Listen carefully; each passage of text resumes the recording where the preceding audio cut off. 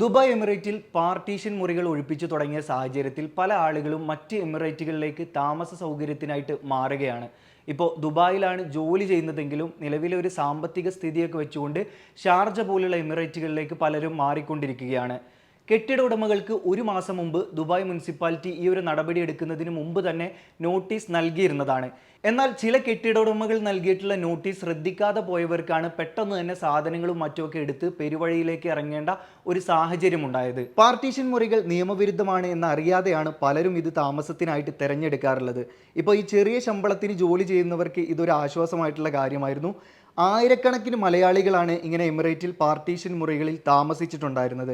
പല റൂമുകളിലാക്കി ഇങ്ങനെ കൂടുതൽ ആളുകളെ താമസിപ്പിക്കുമ്പോൾ അപകട സാധ്യത വർദ്ധിക്കും. ഇത് തീപിടുത്തം പോലുള്ളവ ഉണ്ടായാൽ അപകടത്തിന്റെ വ്യാപ്തി കൂടും. ഈ കാരണം കൊണ്ടാണ് ദുബായ് മുനിസിപ്പാലിറ്റി ഇത്തരത്തിലുള്ള ഒരു തീരുമാനം എടുത്തു എന്നാണ് പറയുന്നത്. മുറാഖാബാദ്, അൽ റീഗ, അൽ റഫ, അൽ ബർഷ എന്നിവിടങ്ങളിലാണ് ആദ്യഘട്ട പരിശോധന നടന്നിരുന്നത്. ദുബായ് എമിറേറ്റിലെ ജനസാന്ദ്രത ഏറിയ പ്രദേശങ്ങൾ ഇപ്പോഴും പരിശോധനകൾ നടന്നു വരികയാണ്.